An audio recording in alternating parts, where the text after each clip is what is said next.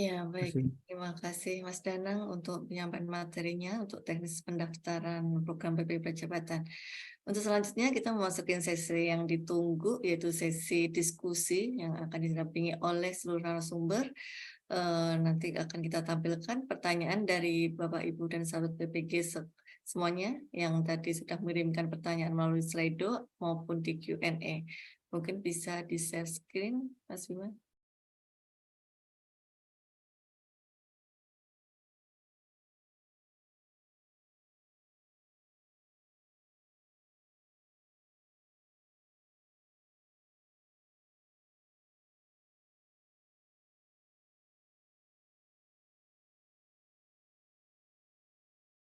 Ya, untuk pertanyaan yang sesi pertama,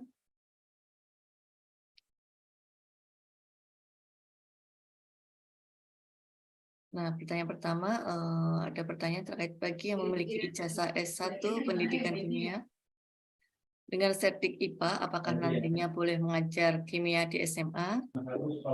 Kemudian pertanyaan kedua, apakah lulusan S1 Pendidikan Biologi yang mengikuti PPG Prajabatan bidang studi IPA setelah mendapatkan sertif masih berkesempatan mengajar biologi di SMA? Mungkin ini pertanyaannya hampir sama ya dengan pertanyaan pertama. Kemudian untuk prodi pendidikan fisika yang linear dengan IPA, untuk tes substantifnya apakah soal IPA, fisika, biologi, kimia, atau soal fisika saja gitu. Mungkin pertanyaan pertama kedua mungkin bisa dibantu jawab ya dengan Mbak Fani ya. Silakan. Ya, baik. Mbak Anyas izin menjawab untuk kedua pertanyaan yang tadi disampaikan. Untuk pendidikan kimia nanti serdiknya itu tetap IPA, karena nanti teman-teman kan tahun ini hanya bisa memilihnya IPA ya. Beda halnya dengan tahun lalu, teman-teman itu ada opsi untuk bisa memilih langsung sama itu kimia juga, jadi dapat serdiknya kimia. Tapi kalau sekarang tahun ini karena memilih seleksinya itu IPA, nanti serdiknya adalah IPA. Dan juga sama halnya dengan biologi ya. Biologi nanti serdiknya pun tetap IPA, dan soal tes substantifnya nanti itu tetap soal tes substantif IPA. Seperti itu.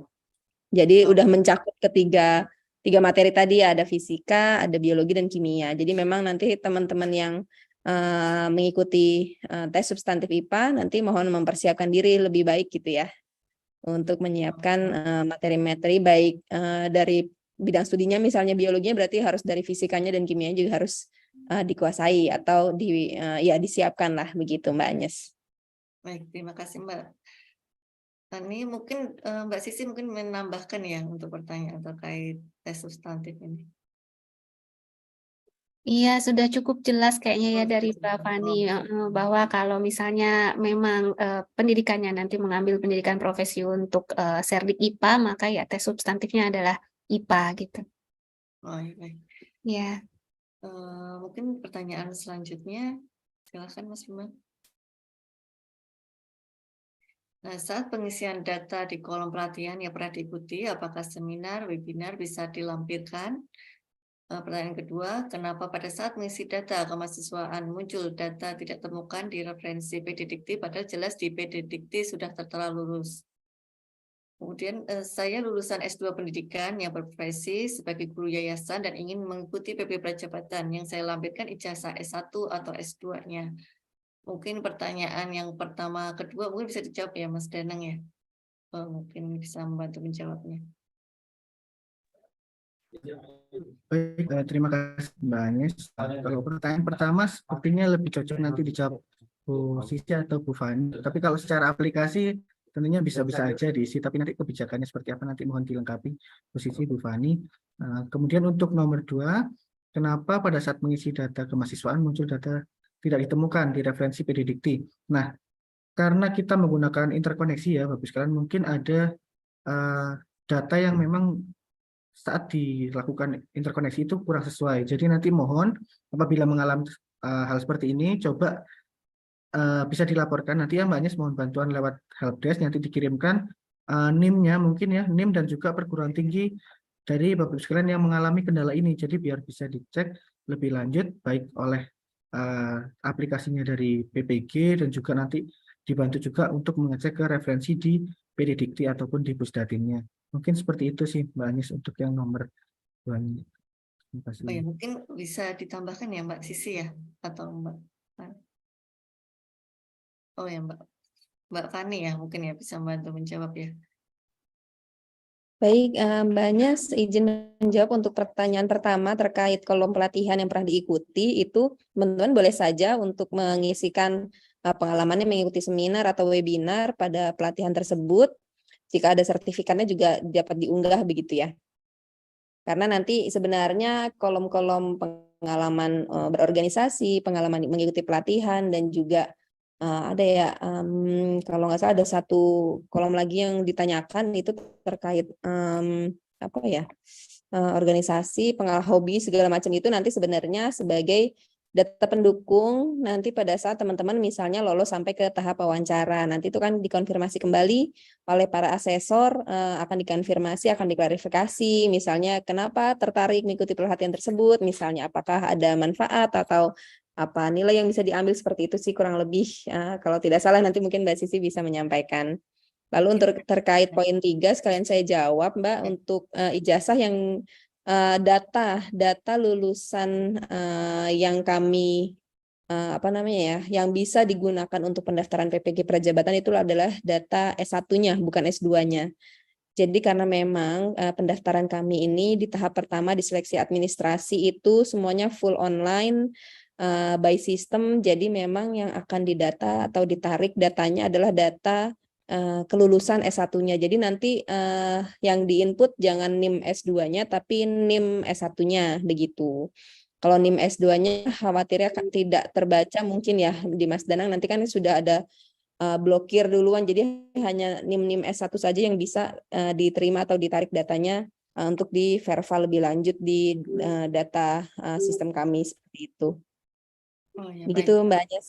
Terima kasih Mbak Fani. Mungkin ada pertanyaan juga yang terkait seminar webinar ini, apakah ada masa berlakunya yang tahun keberapa gitu? Tidak ada, dilampirkan saja. Oh, Tapi oke, mungkin baik. saya boleh Oh ya, menambahkan gitu Mungkin ya. lebih valid dari Mbak Sisi. Ya, izin Mbak Anyes, Mbak Fani, bahwa untuk pelatihan yang pernah diikuti, silahkan rekan-rekan semua boleh memasukkan seminar, webinar, atau pelatihan, atau coaching, klinik, atau apa saja gitu ya, ke dalam kolom pelatihan yang pernah diikuti. Itu akan menjadi portofolio rekan-rekan semua gitu ya, dan akan digali lebih dalam gitu pada saat proses wawancara.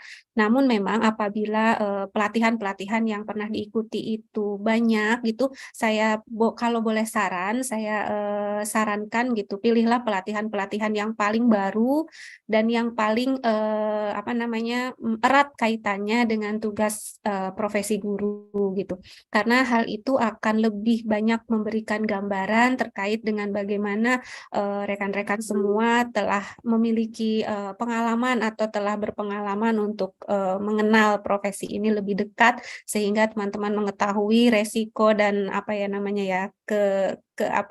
resiko maupun keuntungannya ya, maupun yang menyebabkan teman-teman semua itu ingin menjadi guru itu.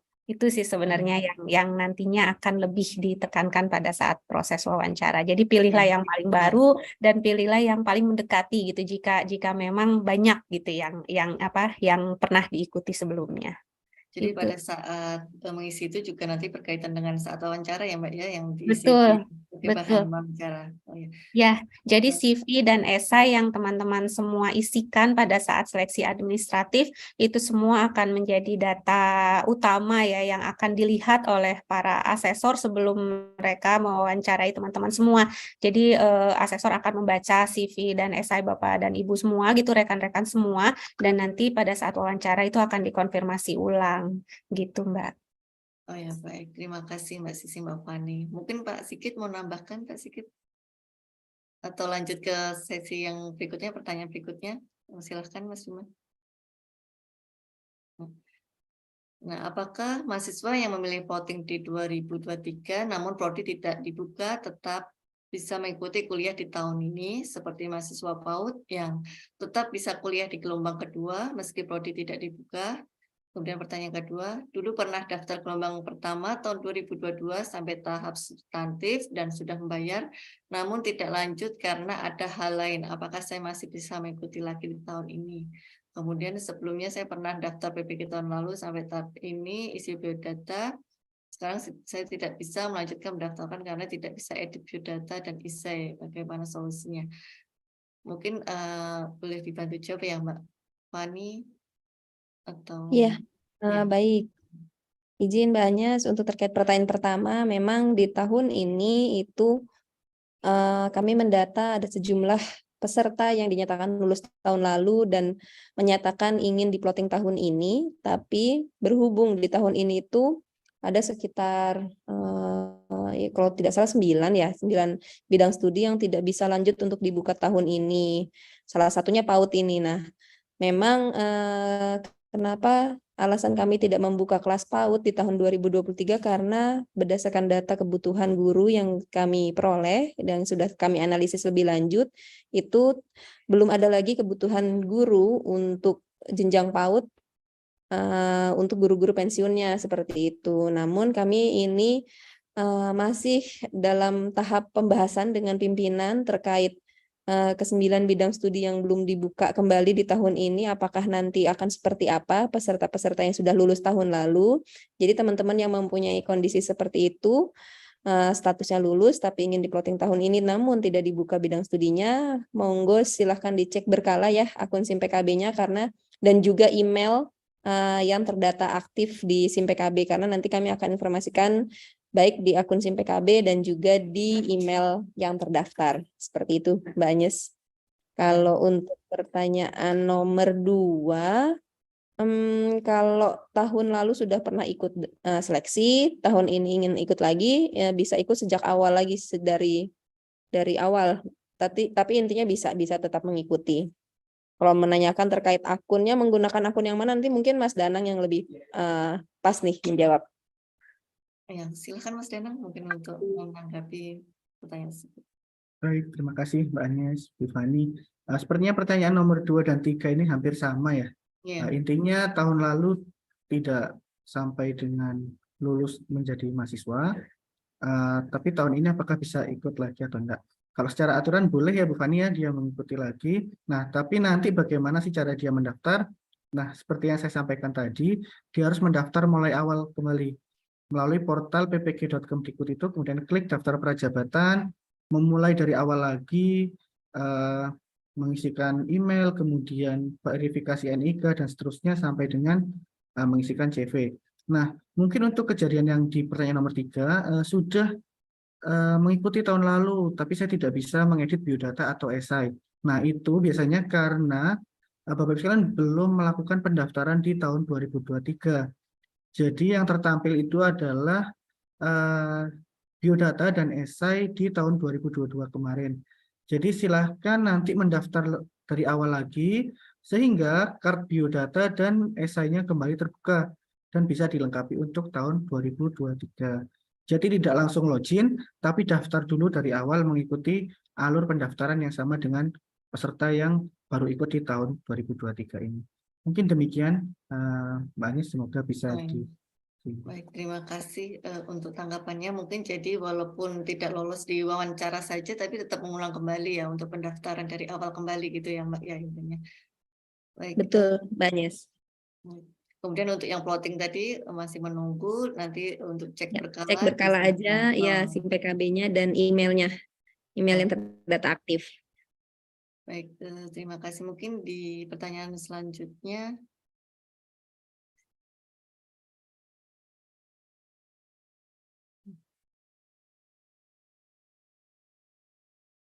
Ini sama ya. Selamat siang, saya ingin bertanya apakah yang sudah mengikuti PPK gelombang kedua kemarin tetapi gagal di tahap wawancara akan mengulang tahap seleksi dari awal dan melewati tes substantif. Kemudian untuk kegiatan pembelajaran waktunya apakah sama seperti kuliah S1 atau berbeda, berapa hari kerja dalam seminggu? Apakah untuk mahasiswa yang sudah lulus tapi belum wisuda, apakah bisa mendaftar? Mungkin bisa dibantu ya Mbak Fani. Iya Mbak Agnes, jadi sesuai hasil kesepakatan kami dengan menindaklanjuti ya kesepakatan para pimpinan bahwa peserta yang di gelombang 2 kemarin sudah ikut, sudah sampai tahap wawancara tapi gagal di wawancara, itu untuk tahun ini jika berminat untuk mengikuti seleksi kembali itu seleksi dari awal, mulai dari pendaftaran seleksi tahap 1 administrasi, tes tahap 2 tes substantif dan wawancara. Lalu pertanyaan nomor 2 terkait perkuliahan, kalau kurang lebih sih sama ya dengan kuliah S1 karena memang perkuliahannya luring. Walaupun mungkin nanti dalam 1 minggu itu tidak full semuanya di kampus, ada beberapa hari di kampus, ada beberapa hari di sekolah karena PPL-nya itu merupakan angka yang nilai SKS-nya paling tinggi ya dari semua mata kuliah yang ada gitu. Jadi nilai PPL baik di semester 1 dan semester 2 akan kemungkinan akan banyak waktunya di sekolah PPL juga seperti itu.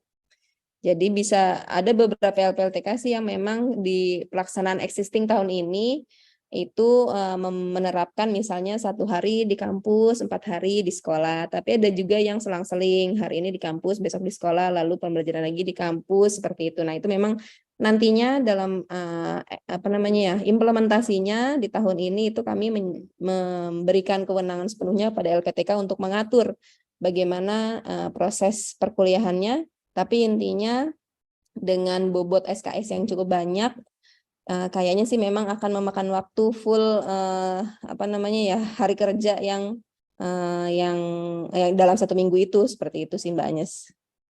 Dan untuk yang pertanyaan nomor 3, mahasiswa yang sudah lulus tapi belum wisuda, jika ingin mendaftar mohon dipastikan data PDDiktinya itu sudah terupdate data kelulusannya.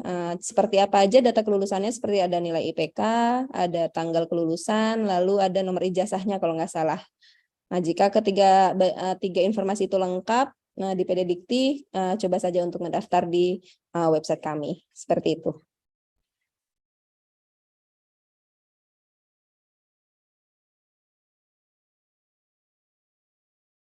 Masih termute Mbak Agnes. Baik, ya mungkin dari pertanyaan ini mungkin sebagian besar sudah mau dijawab ya tadi ya Mbak.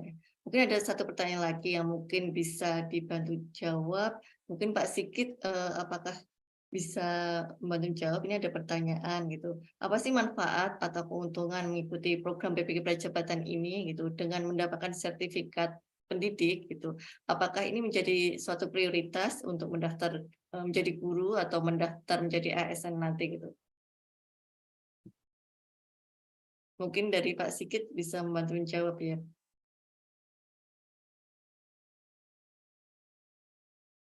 Iya, Mbak Agnes. Ya, baik Pak Sigit.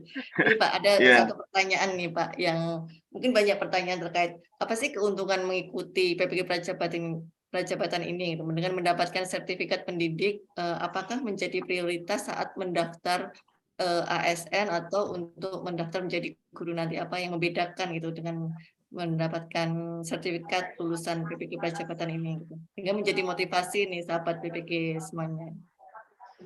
Iya, Mbak Agnes, teman penanya ya. Dari siapa Mbak Agnes tadi? Atau untuk semua teman-teman ya, saya kira mungkin pertanyaannya juga hampir sama. Yang jelas ya, atau yang pertama ya pasti bermanfaat. Pasti bermanfaat. Jadi gini, dari sisi regulasi ya, kedudukan pendidikan profesi guru, yang kemudian nanti tentu hasilnya adalah sertifikasi pendidik. Ini kan salah satu pendidikan profesi. Jadi pendidikan profesi itu bukan hanya guru. Di profesi yang lain juga dilakukan pendidikan profesi. Ada dokter, insinyur, kemudian ada pula psikolog, dan profesi-profesi yang lain. Nah, manfaatnya tentu guru itu, tadi kan di awal saya sudah sampaikan ya, bahwa untuk menjadi guru itu harus bersertifikat pendidik. Jadi manfaatnya tentu untuk menduduki jabatan profesi itu. Gitu. Yang tidak memiliki sertifikat pendidik itu ya artinya harus segera bersertifikat bagi yang sudah duduk sebagai guru saat ini ya, atau sudah bertugas sebagai pengajar di satuan pendidikan. Bagi teman-teman yang saat ini memasuki pendidikan profesi guru prajabatan, ini dipersiapkan untuk menjadi guru yang sudah lengkap dengan sertifikat pendidiknya. Oke, itu yang pertama itu tentu manfaatnya ke sana karena guru adalah jabatan profesi. Kemudian yang kedua Apakah ada prioritas? Iya, tentu saja iya, karena rekrutmen guru itu nanti gitu, itu kan juga yang utamanya adalah yang memang bersertifikat pendidik. Tadi ada surat edaran ya dari Menpan yang sempat saya tayangkan itu Mbak Agnes, bahwa rekrutmen guru selain tentu kalau pendidikan minimalnya adalah kualifikasi akademik S1 D4, tapi juga yang dilengkapi pula dengan sertifikat pendidik seperti itu. Dan itu ya tentu menjadi menjadi indikator ya bahwa yang bersertifikat pendidik inilah yang diutamakan, yang diprioritaskan seperti itu. Oke, Mbak Agnes, terima kasih. Oh ya, baik, terima kasih Pak Sigit untuk penjelasannya. Jadi satu PPG jangan ragu lagi ya untuk mendaftar program PPG Prajabatan, bahwa sertifikat pendidik itu sangat penting sekali, menjadi kunci untuk jenjang karir seorang guru dan menjadi prioritas ya untuk menjadi seorang guru. Mungkin seperti itu. Mungkin dari pertanyaan ini, diskusi ini mungkin kita akhiri karena keterbatasan waktu. Mungkin yang terakhir terkait komen testimoni yang harapan mengikuti program PPG Prajabatan, mungkin boleh di-share screen yang telah dipilih oleh panitia.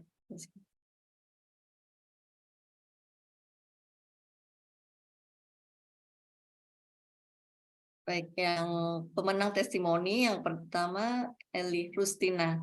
Alasan mengikuti PPG Prajabatan karena ingin mengembangkan kompetensi diri saya untuk menjadi guru profesional yang mampu menuntun peserta didik, mengembangkan potensi dirinya. Kemudian pemenang yang kedua dari Eka Mumarida. Harapan saya di 2023 ini bisa lulus PPG Prajabatan, menjadi guru yang profesional, berkompeten, berdedikasi untuk murid dan bisa belajar sepanjang hayat serta menjadi pribadi yang lebih maju. Kemudian dari Anissa Rahma, program PPG ini sangat bermanfaat untuk kami para calon guru untuk mencapai guru yang profesional yang siap menjadi pembelajar sepanjang hayat. Profesi guru ini merupakan profesi yang mulia, dapat mengamalkan ilmu dan mampu menjadi pribadi yang bermanfaat. Harapan saya di seleksi PPG Prajabatan ini dapat mengikuti pendidikan profesi guru yang mampu menciptakan generasi baru guru Indonesia yang dapat mewujudkan merdeka belajar. Kemudian ada ucapan terima kasih kepada Bapak Direktorat dan seluruh jajarannya yang telah berkontribusi dalam PPG Prajabatan ini. Semoga para calon guru ini mudah mewujudkan generasi yang lebih baik di masa depan. Amin. Jadi masih banyak pesan positif dan inspirasi dari sahabat PPG sekalian. Dan selamat bagi pemenang pemberi komen terbaik. Silahkan menghubungi panitia melalui media sosial PPG Kemendikbud, Instagram dengan DM untuk mendapatkan merchandise atau hadiah lawan. Baik, sahabat PPG sekalian, karena keterbatasan waktu, kami cukupkan sesi diskusi ini dan sebelum kami akhiri, mungkin dari Bapak Ibu narasumber bisa memberikan dua patah kata untuk penguatan. Mungkin kami persilahkan Bapak Sigit Wibowo, mungkin closing statement-nya.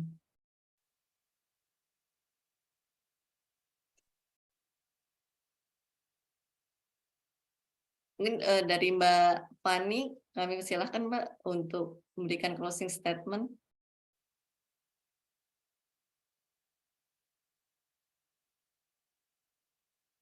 Ya Mbak, ingin sedikit memberikan ini aja sih, semangat aja ya buat teman-teman yang khususnya lulusan S1 D4 yang memang berminat, memiliki panggilan jiwa sebagai guru. Jangan ragu-ragu untuk daftar PPG Prajabatan karena memang untuk menjadi guru saat ini modal terpenting itu adalah sertifikat pendidik tentu saja dan juga basic-basic keilmuan pedagogi ya yang akan dikuatkan dalam perkuliahan PPG Prajabatan ini gitu. Semisal bidang studinya dibuka tahun ini dan memang cocok dan linear dengan prodi yang dimiliki, silahkan segera daftar karena belum tentu tahun depan bidang studi ini bisa dibuka lagi gitu ya. Siapa tahu malah tahun depan bidang studinya malah nggak dibuka atau seperti apa. Jadi mumpung kesempatannya ada tahun ini, silahkan untuk segera mendaftar di program PPG Prajabatan tahun 2023 ini. Semangat teman-teman, terima kasih Mbak Agnes.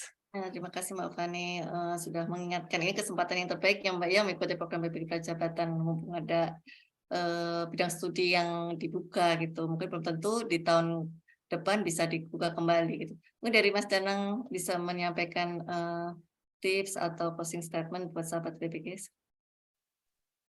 Baik, terima kasih Mbak Agnes untuk teman-teman sahabat PPG yang ingin mendaftar ya di tahun 2023 ini, silakan dimanfaatkan kesempatannya mendaftar dan juga diselesaikan pendaftarannya sampai dengan submit dan juga melakukan proses pendaftaran sampai akhir. Pastikan juga nanti apabila teman-teman mengalami kendala ya, silakan nanti bisa menghubungi ya nanti melalui channel-channel bantuan yang disediakan oleh GTK Kemdikbud dan juga Direktorat PPG. Nanti silakan dimanfaatkan dan juga semangat dalam mengikuti proses pendaftaran dan juga nanti pelaksanaan PPG Prajabatan 2023. Terima kasih. Ya, baik, terima kasih untuk Bapak Ibu narasumber yang telah memberikan sangat luar biasa sekali materi dan motivasi bagi sahabat PPG sekalian. Jadi sahabat PPG mohon untuk menyampaikan informasi program ini untuk generasi muda lainnya untuk bergabung di program BPK Prajabatan tahun 2023. BPK Prajabatan ini dibuka sampai tanggal 25 Juni 2023. Untuk informasi lebih lanjut, kunjungi laman Direktorat PPG Kemendikbud dan media sosial resmi Direktorat PPG. Baik, sahabat PPG, usai sudah seluruh rangkaian kegiatan ini pada hari ini, kami ucapkan terima kasih kepada Bapak Direktur, para narasumber, Bapak Sigit Wibowo, Mbak Yulia Kitafani, Mbak Sisi, Mas Danang Wahyu, dan panitia yang telah menyelenggarakan acara webinar ini. Terima kasih, dan Bapak Ibu hadirin dan sahabat PPG sekalian, usai sudah seluruh rangkaian kegiatan ini, mohon maaf atas segala kekurangan kami selama memandu acara sosialisasi program PPG Prajabatan tahun 2023. Izinkan saya pamit undur diri. Wassalamualaikum warahmatullahi wabarakatuh. Om Santi Santi Om. Namo Buddhaya. Salam kebajikan. Yuk jadi guru. Waalaikumsalam warahmatullahi wabarakatuh. Waalaikumsalam warahmatullahi wabarakatuh. Terima kasih Pak Sigit, Mbak Fani. Agnes, Pak Sigit, Mas Danang. Terima kasih Mbak Agnes, Mbak Terima kasih. Fani, Mas Danang, Mbak Isi, Pak Agung. Terima kasih.